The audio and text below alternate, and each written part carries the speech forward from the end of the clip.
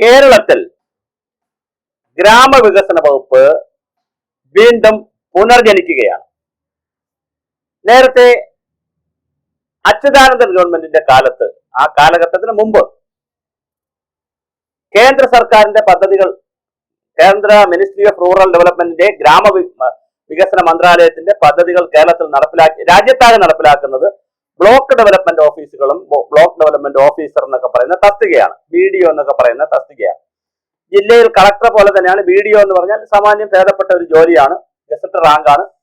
അവിടെ സെക്രട്ടറിയും വലിയ സംവിധാനമാണ് ബ്ലോക്ക് തലത്തിലുള്ളത്. ഇവരാണ് കേന്ദ്ര പദ്ധതികളെല്ലാം നടപ്പിലാക്കിയിരുന്നത്. ദാരിദ്ര്യ നിർമ്മാർജ്ജനം, സാനിറ്റേഷൻ, ഒരുപാട് പദ്ധതികളൊക്കെ നടപ്പിലാക്കി. പിന്നെയാണ് കുടുംബശ്രീയൊക്കെ വരുന്നത്. ഒരുപാട് പദ്ധതിയൊക്കെ നടപ്പിലാക്കിയിരുന്നത് സമ്പൂർണ്ണ ഭവന നിർമ്മാണ പദ്ധതി, അതുപോലെ ഒരുപാട് സടക്ക്, ഗ്രാമീൺ സടക്ക് യോജന, അങ്ങനെ ഒരുപാട് പദ്ധതികൾ നടപ്പിലാക്കിയിരിക്കുന്ന വിപുലമായ ഒരു സംവിധാനമാണ് ഈ ഗ്രാമവികസന വകുപ്പ്. പക്ഷെ ഇടതുപക്ഷ ജനാധിപത്യ മുന്നണി ഗ്രാമവികസന വകുപ്പിനെ പഞ്ചായത്ത് വകുപ്പുമായി ലയിപ്പിച്ചു. എന്നിട്ട് ലോക്കൽ സെൽഫ് ഗവൺമെന്റ് വകുപ്പ് എന്നുള്ള രീതിയിൽ പേരിട്ടു. എന്നാൽ അതിനുശേഷം രണ്ടാമത് ഉമ്മൻചാണ്ടി ഗവൺമെന്റ് വരുമ്പോൾ അതിനെ വീണ്ടും പിരിച്ചു, രണ്ടാക്കി. ഗ്രാമവികസന വകുപ്പ് വേറെ, പഞ്ചായത്ത് വകുപ്പ് വേറെ.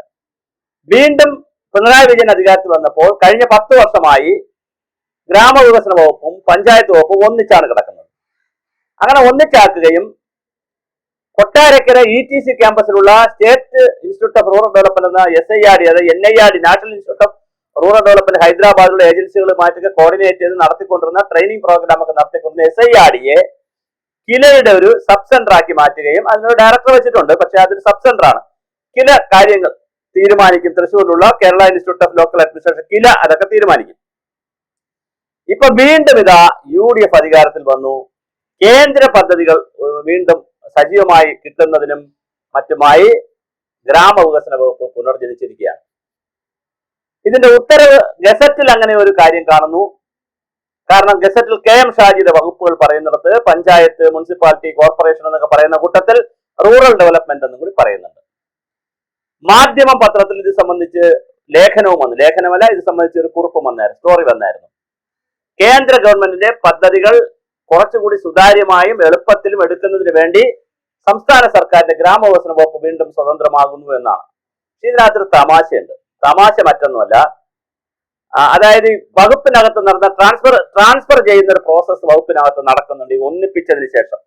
അതിൽ വലിയ തമാശയാണ്. അതിനകത്തൊരു തമാശ കഥ തന്നെയുണ്ട്. എനിക്കൊരാളൊരു വാട്സപ്പ് മെസ്സേജ് അയച്ചു തന്നായിരുന്നു. കമ്പി മുറിക്കുന്നതും മുറിക്കലാണ്, മരം മുറിക്കുന്നതും മുറിയാണ്.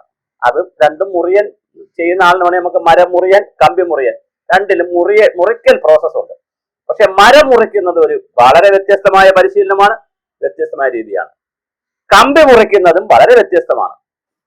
രണ്ടും മുറിക്കലാണെന്ന് പറഞ്ഞുകൊണ്ട് ഇവരെ പരസ്പരം അങ്ങോട്ടും ഇങ്ങോട്ടും മാറ്റി പോസ്റ്റ് ചെയ്താൽ എങ്ങനെയാണ് കമ്പി മുറിക്കുന്ന ആളിന് മരം മുറിക്കാൻ പറ്റുക, മരം മുറിക്കുന്ന ആളിന് കമ്പി മുറിക്കാൻ പറ്റുക? അതൊരു പ്രശ്നമുണ്ട്. രണ്ടിലും മുറി എന്ന വാക്ക് കിടക്കുന്നുണ്ടെങ്കിൽ മുറി സൂക്ഷിക്കാനായിട്ട് ഇതിൽ ആരോ ഒരാളെ വെച്ചാൽ മതിയോ? അതും പോരാ. അപ്പൊ ഇതൊരു വലിയ പ്രശ്നമാണ് ഈ ട്രാൻസ്ഫർ ചെയ്യുന്നത്. അതുപോലെ പ്രൊമോഷൻ, ട്രാൻസ്ഫർ, ഇങ്ങനെ വലിയ വിഷയമാണത്. അപ്പൊ ആ വിഷയത്തെ പരിഹരിക്കുന്നതിന് വേണ്ടി കൂടി ആയിരിക്കാം, കേന്ദ്ര ഗവൺമെന്റ് പദ്ധതികൾ കിട്ടുന്നതിന് വേണ്ടിയിട്ടായിരിക്കാം. എന്തായാലും വകുപ്പ് വീണ്ടും രണ്ടാകുന്നു. അതായത് ഒന്നായ നിന്ന LSGD എന്ന് പറയുന്ന വകുപ്പിനകത്ത് കിടന്ന പഞ്ചായത്ത് വകുപ്പും റൂറൽ ഡെവലപ്മെന്റിനെ വീണ്ടും രണ്ടാകുന്നു. ഒരു മന്ത്രി തന്നെ ആയിരിക്കും ഇത് നോക്കുന്നത്. നേരത്തെ 2 മന്ത്രിമാർ നോക്കിയ അവസരവുമുണ്ട്. പഞ്ചായത്ത് വകുപ്പ് ഒരു മന്ത്രി നോക്കിയിരുന്നു, ഗ്രാമവികസന വകുപ്പ് മറ്റൊരു മന്ത്രി നോക്കിയിരുന്നു. KC ജോസഫ് ഗ്രാമവികസന വകുപ്പ് നോക്കി, പഞ്ചായത്ത് വകുപ്പ് MK മുനീർ നോക്കിയിരുന്ന ഒരു കാലവുമുണ്ട്. ഇപ്രാവശ്യം അങ്ങനെയല്ല, രണ്ടും കൂടി ഒരു മന്ത്രിക്കാണ് കൊടുത്തിരിക്കുന്നത്. പക്ഷേ വളരെ വ്യത്യസ്തമായ 2 വകുപ്പായി അത് മാറുമോ എന്നുള്ളതാണ്. അങ്ങനെയാണെങ്കിൽ അതിന് മന്ത്രിയുടെ ഓഫീസിലൊക്കെ അതനുസരിച്ചുള്ള സംവിധാനങ്ങൾ ഉണ്ടാവും. പിന്നെ താഴെ തലങ്ങളിലേക്കും അതനുസരിച്ചുള്ള കാര്യങ്ങളാവും. SIRD വീണ്ടും സ്വതന്ത്രമാകാനുള്ള സാധ്യതയുണ്ട്. ETCയും വീണ്ടും അവിടെ നിന്ന് സ്വതന്ത്രമാകും. അപ്പൊ അത് വരുമോ, അതോ ഇനി ഇതെല്ലാം കിലയുടെ ഭാഗമായി നിൽക്കുമോ? വളരെ രസകരമായിട്ടുള്ള കാര്യങ്ങളാണ് സംഭവിച്ചുകൊണ്ടിരിക്കുന്നത്. കഴിഞ്ഞ 10 വർഷമായി ഈ ഒന്നിച്ചു നിന്ന ഈ വകുപ്പിനെ വീണ്ടും രണ്ടാക്കുകയാണ്. നേരത്തെ രണ്ടായിട്ടാണ് നിന്നത്. അത് ഇടതുപക്ഷത്തിന്റെ കാലം വരുമ്പോൾ ഒന്നാകും, വലതുപക്ഷത്തിന്റെ കാലം വരുമ്പോൾ സ്വതന്ത്രമാകും. UDF സ്വതന്ത്രമാക്കും, LDF കൂട്ടിയോജിപ്പിക്കും. എന്തായാലും ഇപ്പോൾ വന്നിരിക്കുന്ന ഒരു കണക്കനുസരിച്ച് രണ്ടായി നിൽക്കുന്നതാണ് നല്ലത് എന്നൊരു തോന്നൽ മൊത്തത്തിൽ വന്നിട്ടുണ്ട്. പക്ഷേ ഗ്രാമപഞ്ചായത്തും ബ്ലോക്ക് പഞ്ചായത്തും ജില്ലാ പഞ്ചായത്തും ഒരു പഞ്ചായത്ത് രാജ് സിസ്റ്റത്തിനകത്തായതുകൊണ്ട് ഇത് 2 വകുപ്പായാൽ സ്വാഭാവികമായിട്ട് അതിനകത്ത് പ്രശ്നം വരും. പക്ഷെ ഒരു മന്ത്രിയുടെ കീഴിലാകുമ്പോൾ പ്രശ്നം വരില്ല എന്ന വാദവുമുണ്ട്. എന്തായാലും പ്രാക്ടിക്കലായി നോക്കുമ്പോൾ 2 വകുപ്പാകുന്നു എന്നാണ് ഗസറ്റ് നോട്ടിഫിക്കേഷനും പത്രത്തിലെ സ്റ്റോറിയും അനുസരിച്ച് മനസ്സിലാക്കുന്നത്. അങ്ങനെയാണെങ്കിൽ വീണ്ടും ഗ്രാമവികസന വകുപ്പ് ഉയർത്തെഴുന്നേറ്റിട്ടുണ്ട്. വളരെ കൃത്യമായി ഗ്രാമവികസന വകുപ്പ് വീണ്ടും സജീവമാവും. അതിനനുസരിച്ച് വീഡിയോ പോസ്റ്റ് തീർച്ചയായിട്ടും അപ്പോൾ സെക്രട്ടറി എന്നുള്ള പേര്, ബ്ലോക്ക് ലെവൽ ഡെവലപ്മെന്റ് ഓഫീസർ എന്നുള്ള പേരും വീണ്ടും സജീവമായി നിൽക്കും. അത് സെക്രട്ടറി എന്നുള്ള പേര്, ബ്ലോക്ക് പഞ്ചായത്ത് സെക്രട്ടറി എന്നുള്ള പേരും കാണും, ബ്ലോക്ക് ഡെവലപ്മെന്റ് ഓഫീസർ എന്നുള്ള പേരും കാണും. അതുപോലെ LVO മുതൽ VOമാർ മുതൽ മുകളിലേക്കുള്ള ഓഫീസർമാർ സംവിധാനം ഒക്കെ വീണ്ടും ഗ്രാമവികസന വകുപ്പിന്റെ ഭാഗമായി മാറും.